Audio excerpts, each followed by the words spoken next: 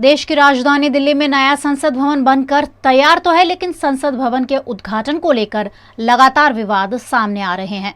संसद के नए भवन के इनॉग्रेशन पर शुरू हुआ विवाद थम नहीं रहा है। कुल 40 पार्टियों में से कांग्रेस समेत 20 विपक्षी पार्टियों ने इसके बहिष्कार का ऐलान किया है। उधर भाजपा समेत 17 पार्टियों ने सरकार के न्योते को स्वीकार कर लिया है। विपक्ष का कहना है कि राष्ट्रपति द्रौपदी मुर्मू को दरकिनार कर प्रधानमंत्री से इसका इनॉग्रेशन कराने का निर्णय न केवल गंभीर अपमान है, बल्कि ये लोकतंत्र पर भी सीधा हमला है। बुधवार को विपक्षी दलों के संयुक्त बयान में कहा गया है कि इस सरकार में संसद से लोकतंत्र की आत्मा को निकाल दिया गया है। ऐसे में नए भवन का कोई मतलब नहीं है। इस उद्घाटन समारोह में भाजपा के साथ शिवसेना, शिंदे गुट, Shiromani Akali Dal, NPP, NDPP, SKM, JJP, RLJP, RP Athawale, Apna Dal, S, Tamil Maanila Congress, AIADMK, BJD, Telugu Desam party, YSR Congress, IMK और एजेएसयू एमएनएफ दल शामिल होंगे। वहीं कांग्रेस, तृणमूल कांग्रेस, डीएमके, आम आदमी पार्टी, शिवसेना, उद्धव गुट, Samajwadi party, Rajad, CPI, JMM, Kerala Congress Mani, VCK, Ralod, Rakanpa, JDU, CPIM, IUML, national conference, RSP, AIMIM और एमडीएम के उद्घाटन का विरोध कर रहे हैं। इस बीच सुप्रीम कोर्ट में राष्ट्रपति से संसद भवन का उद्घाटन कराने का निर्देश देने वाली याचिका दायर की गई है। याचिकाकर्ता का कहना है कि लोकसभा सचिवालय ने राष्ट्रपति को उद्घाटन के लिए आमंत्रित नहीं करके संविधान का उल्लंघन किया है।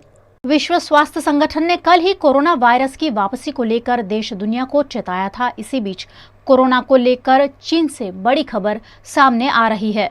चीन में कोरोना की नई लहर आ गई है।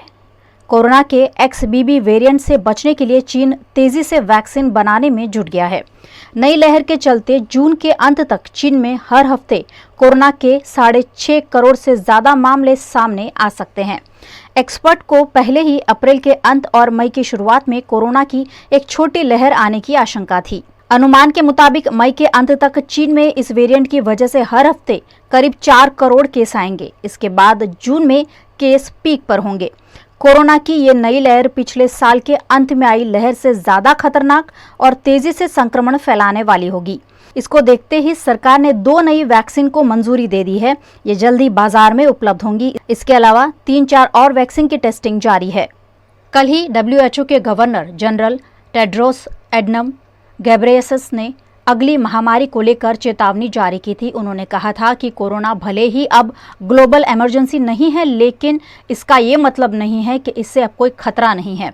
दुनिया में अगली महामारी जरूर आएगी और ये कोविड-19 से भी ज़्यादा खतरनाक हो सकती है। ऐसे में हमें अभी से तैयारी करनी होगी। उत्तराखंड राज्य को भी देश की तेज रफ्तार दौड़ने वाली वंदे भारत ट्रेन का लाभ केंद्र सरकार द्वारा दिया गया है। प्रधानमंत्री मोदी ने आज गुरुवार को उत्तराखंड की पहली और देश की 18वीं वंदे भारत एक्सप्रेस को हरी झंडी दिखाई। इस दौरान प्रधानमंत्री ने कहा कि उत्तराखंड का विकास भारत के विकास में भी मदद करेगा। देश अब रुकने वाला नहीं है, वो वंदे भारत की रफ्तार से आगे बढ़ रहा है और बढ़ता जाएगा। देहरादून से दिल्ली तक जाने वाली ये ट्रेन इस साल लॉन्च हुई 5वीं वंदे भारत ट्रेन है। इसके साथ ही उत्तराखंड रेलवे का 100% विद्युतीकरण भी पूरा हो चुका है। वंदे भारत के उद्घाटन के दौरान पीएम मोदी ने कहा कि पिछली सरकारें केवल अपने साम्राज्य की परवाह करती थी। आम आदमी उनकी प्राथमिकता में नहीं था। पहले की सरकार ने केवल वादे किए, लेकिन उन्हें कभी पूरा नहीं किया। हमने सभी वादों को पूरा किया। 21वीं सदी का भारत अपने इंफ्रास्ट्रक्चर को आधुनिक बनाकर और तेजी से विकसित हो सकता है। पहले लंबे समय तक जिन दलों की सरकारें रही, उन्होंने देश की इस जरूरत को कभी समझा ही नहीं। उन दलों का ध्यान घोटालों पर था, भ्रष्टाचार पर था, परिवारवाद के अंदर ही वो सिमटे हुए थे। परिवारवाद के बाहर निकलने के लिए उनके ताकत का ही विषय रहा नहीं था। भारत में हाई स्पीड ट्रेनों को लेकर भी पहले की सरकारों ने बड़े बड़े दावे किए। इन दावों में कई कई साल बीत गए। हाई स्पीड रेल तो छोड़िए, रेल नेटवर्क से मानव रहित फाटक तक हटा नहीं पाए थे। रेलवे के बिजलीकरण की स्थिति तो और भी गंभीर थी। 2014 तक देश के 1/3 रेल नेटवर्क का ही बिजलीकरण हो पाया था, 1/3। जब ये स्थिति हो तो तेजी से चलने वाली ट्रेन चलाने के बारे में सोचना भी असंभव था। साल 2014 के बाद हमने रेलवे को ट्रांसफॉर्म करने के लिए चौतरफा काम शुरू किया। एक तरफ हमने देश की पहली हाई स्पीड ट्रेन के सपने को जमीन पर उतारना शुरू किया। दूसरी तरफ पूरे देश को सेमी हाई स्पीड ट्रेनों के लिए तैयार करना शुरू किया। जहां 2014 से पहले हर वर्ष औसतन 600 किलोमीटर रेल लाइन का बिजलीकरण होता था, वहीं अब हर साल 6000 किलोमीटर रेल लाइनों का बिजलीकरण हो रहा है। कहां 600 और कहां 6000। इसलिए आज देश के 90% से अधिक रेलवे नेटवर्क का बिजलीकरण हो चुका है। उत्तराखंड में तो पूरे रेल नेटवर्क का 100% बिजलीकरण हो चुका है। भाई और बहनों, ये काम इसलिए हो रहा है क्योंकि आज सही विकास की नीयत भी है, नीति भी है और निष्ठा भी है। गुजरात बोर्ड द्वारा आज 10वीं कक्षा की परीक्षा के परिणाम का ऐलान कर दिया गया है, जिसमें गुजरात राज्य का परिणाम 64.22% आया है। गुजरात माध्यमिक और उच्चतर माध्यमिक शिक्षा बोर्ड ने गुजरात बोर्ड SSC यानी 10वीं का रिजल्ट जारी कर दिया है। इस साल गुजरात बोर्ड 10वीं का ओवरऑल पास प्रतिशत 64.62% रहा है। दूसरे साल भी सूरत जिले के छात्रों का पास प्रतिशत सबसे ज्यादा 76% रहा है, जबकि दाहोद का सबसे कम 40.75% रिजल्ट रहा है। जबकि वडोदरा जिले का परिणाम 62.24% आया है, जो पिछले वर्ष से 1.3% ज्यादा है। वडोदरा के हरनी इलाके के अंबे विद्यालय के छात्रों ने इस परीक्षा में बेहतरीन परिणाम प्राप्त किया है, जिसमें यश राणा, गुण सोलंकी, श्लोक पटेल और अनन्या मिश्रा अव्वल आए हैं। पूरे साल मैंने पहले तो शुरुआत में 6 से 8 घंटे पढ़ता था डेली बेसिस पर, और बाद में जब एग्ज़ाम टाइम आया तब वो 6 से 7 घंटे मैंने 10 से 12 घंटे तक पढ़ा और एग्ज़ाम के लिए प्रिपेयर करता रहा। और पूरे साल मेरे पेरेंट्स ने भी मुझे बहुत सपोर्ट किया और टीचर्स से भी मुझे हेल्प मिली बहुत, और इसके कारण मैं अच्छे परसेंटाइल ला पाया। मैंने मेहनत तो पहले से ही बहुत की थी और इसका श्रेय ऑब्वियसली मेरी टीचर्स, मेरे पेरेंट्स, मेरे सराउंडिंग्स में जो भी है, जो मुझे हर वक्त सपोर्ट करते हैं, फ्रेंड्स हैं, उन सबको देना चाहूँगी। एक दिन में अगर 3-4 घंटे पढ़ लिया तो इनफ है 10th के लिए, जो मेरे हिसाब से अगर उसमें कॉन्सेंट्रेट करके अच्छे से, मतलब सिर्फ उसी चीज़ पे फोकस करके अगर पढ़ेंगे तो हो जाएगा।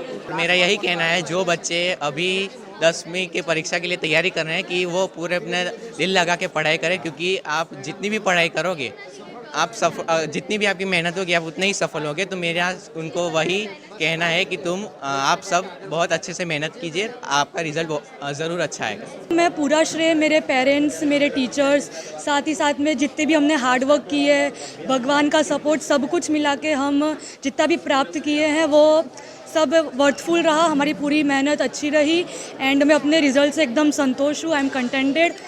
इन छात्रों को अव्वल परिणाम प्राप्त करने पर प्रबंधन द्वारा शुभकामनाएं दी गई। यहाँ पर जो हमारे सब छात्र है, बहुत अच्छा रिजल्ट बच्चों का है।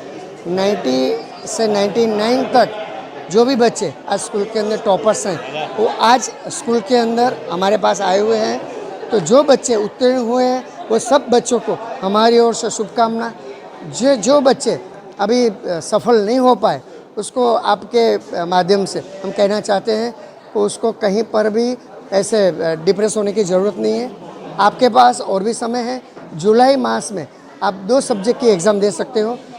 गुजरात के वडोदरा शहर में दीपक फाउंडेशन संचालित समाज सुरक्षा संकुल की दिव्यांग येशा मकवाना ने बिना राइटर के लैपटॉप से एसएससी बोर्ड की परीक्षा देकर अव्वल परिणाम हासिल किया है। वडोदरा के निजामपुरा में दीपक फाउंडेशन द्वारा समाज सुरक्षा संकुल चलाया जाता है, जहां दीपक फाउंडेशन के समावेशी शिक्षा प्रोजेक्ट अंतर्गत कई छात्र वेब मेमोरियल स्कूल में पढ़ाई करते हैं। उन्हीं में से एक है येशा मकवाना, जो देख नहीं पाती है, लेकिन येशा ने बिना राइटर के अपने लैपटॉप से ब्रेल लिपि में परीक्षा दी और न सिर्फ परीक्षा दी बल्कि येशा ने 85% मार्क्स हासिल किए हैं, जिससे येशा के साथ साथ सभी दिव्यांगों के हौसलों को भी काफ़ी बल मिला है।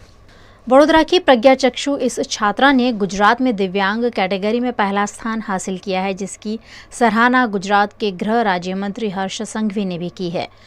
मैंने ये एग्ज़ाम पास किया है, मुझे बहुत प्राउड फील हो रहा है। मैंने मेरे मम्मी पापा, मेरे स्कूल, मेरे टीचर्स, मैंने सभी का नाम रोशन करने की कोशिश की और मैं आज ये हासिल कर सकी हूँ और मेरे ये रिज़ल्ट पे मैं बहुत खुश हूँ और मुझे सेटिस्फिकेशन हुआ है। इसके लिए मेहनत तो आपको करनी ही चाहिए, करनी ही पड़ती है, पर मतलब मैंने इतनी भी स्टार्टिंग से भी आप मेहनत करना शुरू कर दोगे तो आपको लास्ट में एग्ज़ाम के वक्त आपको मुश्किल नहीं होगी।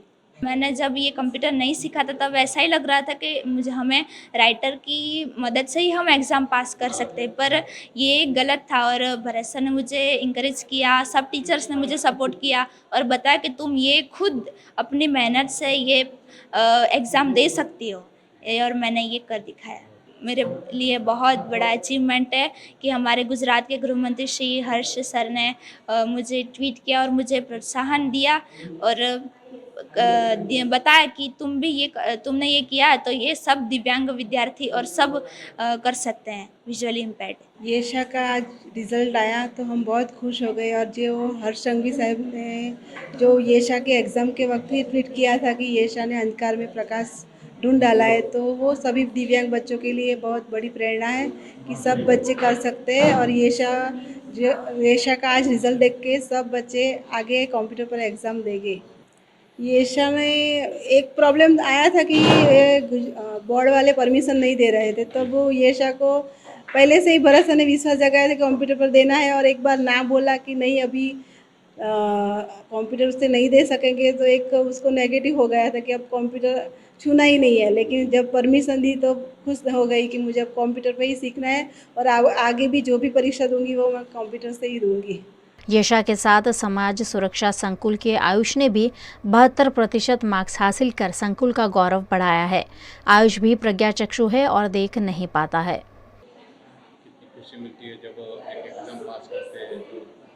हाँ, खुशी तो मिलती है और परिणाम की भी राह देखते हैं सब लोग, और ये किसका सपोर्ट रहा ज़्यादा आपको? उसमें तो भरत सर और सभी टीचर और मम्मी पापा का सपोर्ट रहा। आगे क्या करना चाहते हो? आगे तो मैं टेक्नोलॉजी में आगे बढ़ना चाहता हूँ। दिव्यांग छात्रों की इस उपलब्धि पर शिक्षक सुमन प्रजापति और प्रिंसिपल भरत वाया ने खुशी जताई है। हमारी सभी बच्चों के लिए हम मेहनत कर रहे थे, उनको टेक्नोलॉजी में भी सिखा रहे थे और ब्रेल में भी वो सीख रहे थे। कई बच्चे ऐसे हैं कि राइटर की मदद से पास हुए, लेकिन उनके लिए भी हमारे लिए बहुत प्राउड की बात है कि उन्होंने ब्लाइंड होते हुए भी हमने जो सिखाया, उन्होंने जो सीखा, आज हमारे सभी बच्चे 100% पास हो गए। वो सबसे बड़ी खुशी है कि एक भी बच्चा फेल नहीं हुआ है। एक प्रॉब्लम ये थी कि हमें कंप्यूटर पर एग्ज़ाम देने की परमिशन नहीं मिल रही थी, तब हमारे प्रिंसिपल भरत सर और मुकेश सर और हमारे जो वाइस प्रिंसिपल है स्नेहा बहन, उन्होंने गांधीनगर जाके भरत सर और मुकेश सर बारंबार गांधीनगर जा रहे थे और परमिशन के लिए उसको आजिजी कर रहे थे। उसके बाद फाइनली वहाँ से उनको परमिशन मिली ना, वो हमारे लिए बहुत खुश की बात है, क्योंकि ये फर्स्ट टाइम था गुजरात बोर्ड में, ये केस फर्स्ट टाइम था कि कंप्यूटर पर एग्ज़ाम देंगे। येशा 2 साल पहले मेरे पास आई थी और तब से मुझे पता था कि इसके अंदर कुछ पोटेंशियल है, तो वो देखकर हमने मेहनत करना चालू किया। मैं बहुत सारे लोगों को अब तक कंप्यूटर सिखा चुका हूँ। जैसे visually impaired screen reading software की मदद से हम कंप्यूटर का उपयोग करते हैं, और येशा को भी मैंने 2 साल पहले ये सिखाना चालू किया था। तो एक बार कंप्यूटर स्किल आ गया, उसके बाद उसकी स्पेलिंग मिस्टेक कहाँ हो रही है उसके ऊपर फोकस किया, उसके बाद फॉर्मेटिंग पे फोकस किया, और उसके बाद लास्ट में क्वेश्चन कैसे लिखना चाहिए उसके ऊपर फोकस किया। तो स्टेप बाय स्टेप हमने तैयारी करवाई है, और लास्ट मंथ में एग्ज़ाम से पहले मैंने रोज़ एक पेपर येशा से कंप्यूटर पर लिखवाया था, ताकि एग्ज़ाम आने तक वो बिल्कुल प्रिपेयर हो जाए और उसको बिल्कुल कोई टेंशन ना रहे। और अगर इन केस टेक्नोलॉजी है, कोई प्रॉब्लम आ जाए, तो वो सब हमने पहले से सोच के रखा था। जो जिस लैपटॉप से वो एग्ज़ाम दे रही थी, उसके अलावा मैंने 3 लैपटॉप तैयार करके रखे थे। अगर बाय चांस कोई प्रॉब्लम आ गया तो तुरंत रिप्लेसमेंट करके दूसरा लैपटॉप ले सकें।